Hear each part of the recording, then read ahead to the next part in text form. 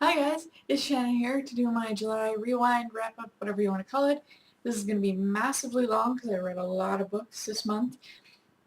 And in fact, if I keep reading this amount of books, I'm probably going to do bi-monthly rewind. Anyway, because this is my first rewind, I kind of want to go over the ratings and just what they mean for me.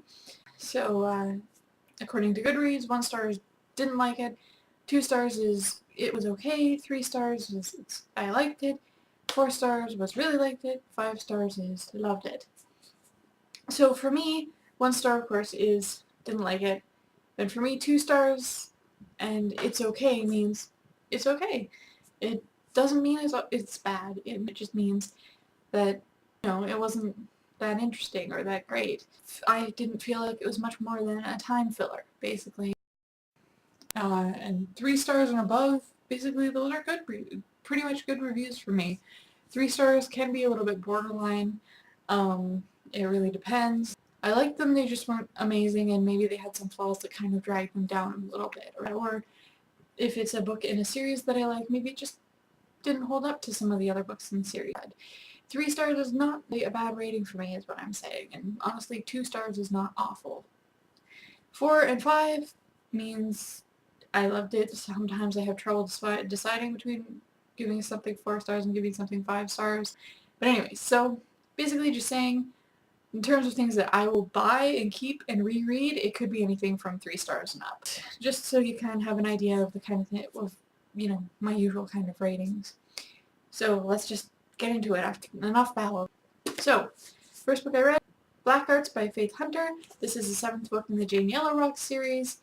Jane is a Cherokee skinwalker with an affinity for cougars, and she also hunts vampires for bounties. In this installation, her best friend Molly, who is a witch, has gone missing, and Molly's husband and children show up at Jane's house in New Orleans to try and figure out where she is. Now, Jane has to deal with trying to find Molly, but at the same time she's dealing with some political stuff with the vampires and the master of the city of New Orleans and things like that. So, I gave this book 3 stars. I liked it. Jane is her usual badass self. The flaws were, there was just too much going on sometimes, because Molly's missing, so Jane's worried about Molly, but she also has to deal with Molly's husband and kids, and she has to deal with her own roommates, and she has to deal with trying to find Molly, and she has to deal with the vampire politics and the events and her job relating to them, and she has to deal with romance stuff, and there was too much sometimes, and it was a little hard to keep track of things. And that's something I find that often happens a little later in the series, is that it gets to be too much stuff going on. But in the end, most of it came together and it was fine. Like I said, I liked it. The only other problem I had was that the romance angst is getting a little bit much. But I do hope that her angst kind of settles out in the future books. And I do get why it's kind of angsty, because some things happened in the previous books, but I don't know. It's just getting kind of irritating by this point.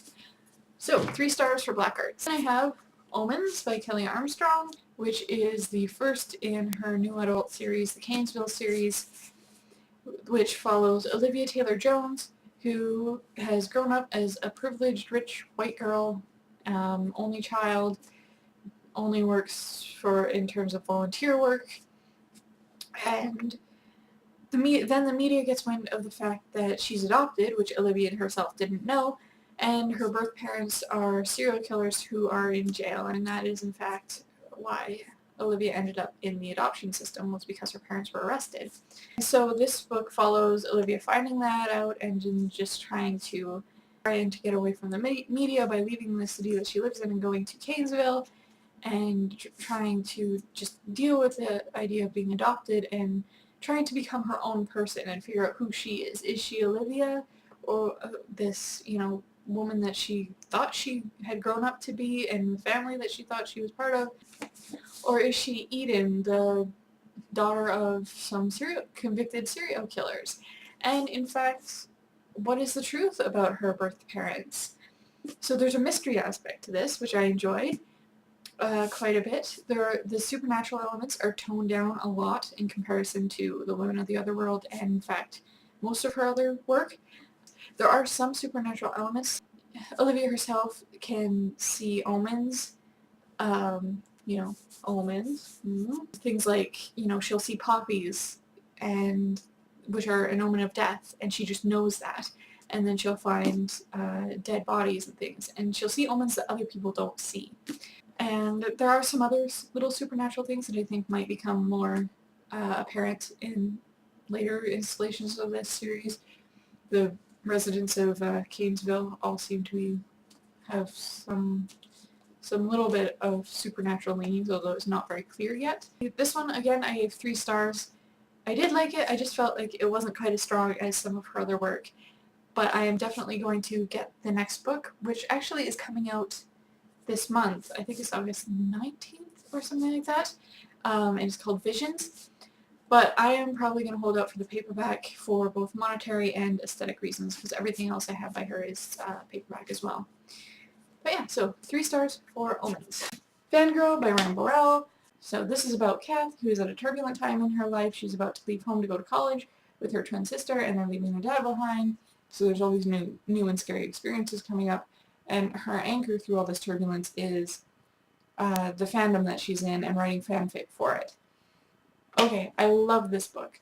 I ended up giving it 5 stars. And that may be a little bit generous, but this was a very personal one for me, because it brought back a lot of memories of my own university experience, and I related to Kath so much, because with the exception of the fan fiction writing, I basically am her.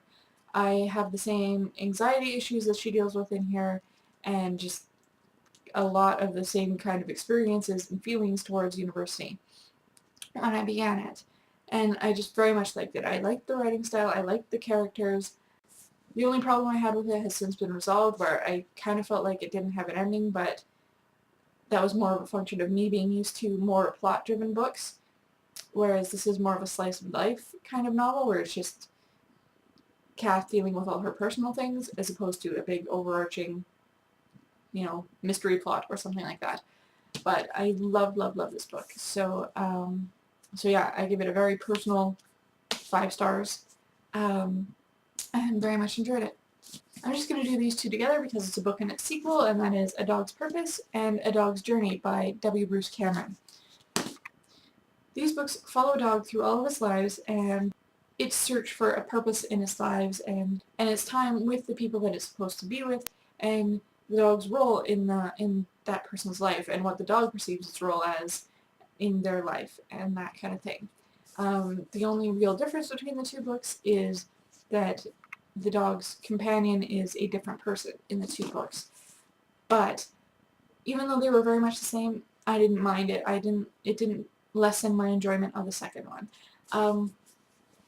I'm just giving these 3 stars each because, like I said, I enjoyed them. I enjoyed them both equally.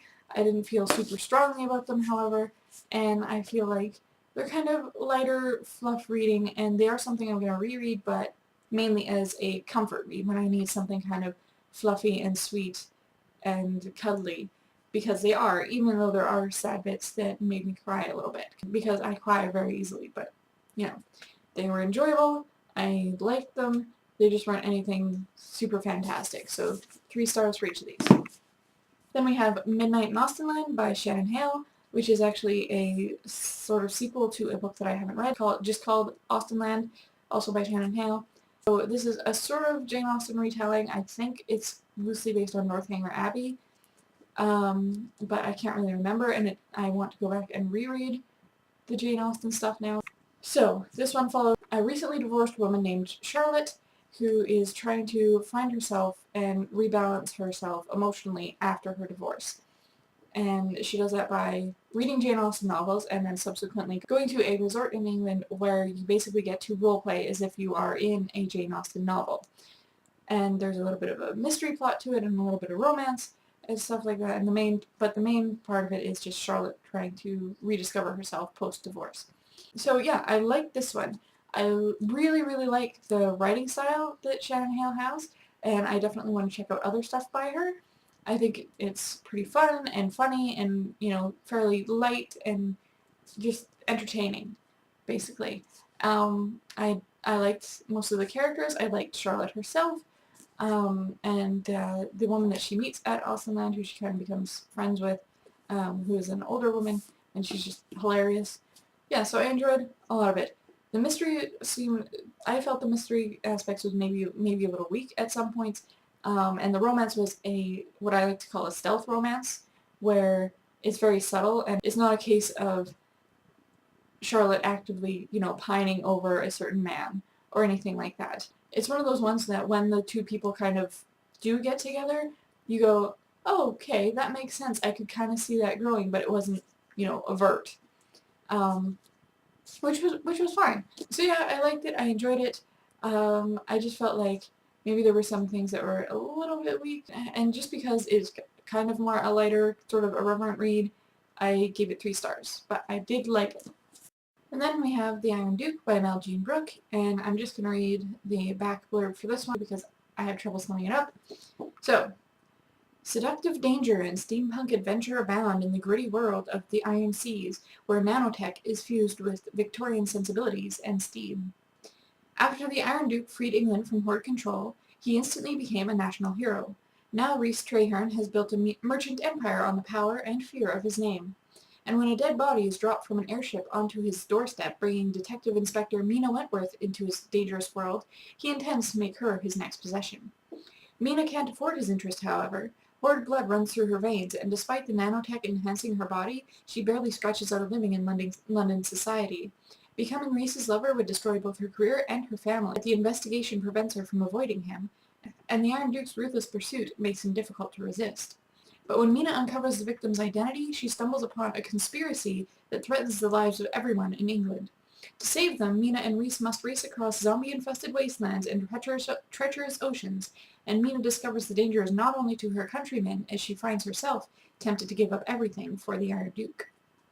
So, steampunk, romance, alternate history thing. I'm just going to give a little short bit here because I think I might have to do an individual video on this one because I kind of have things I need to say about it. I did like it, but I had some issues, and there are some things in here that will be deal breakers for people, i.e. rape and racism and that kind of thing. So I liked it, but with some reservations that I'll talk about in my individual review video of it when I get that up. So, despite the major reservations I had with it, I did give it 3 stars because I liked the plot, I liked the world, and all that other stuff. So, the only other thing I will say is that authors and everybody need to educate themselves about first-time sex and the fact that hymens don't actually work that way, and please stop perpetuating that myth. I'm going to link an awesomely informative educational video in the description because everyone should educate themselves about this, and I'm tired of seeing it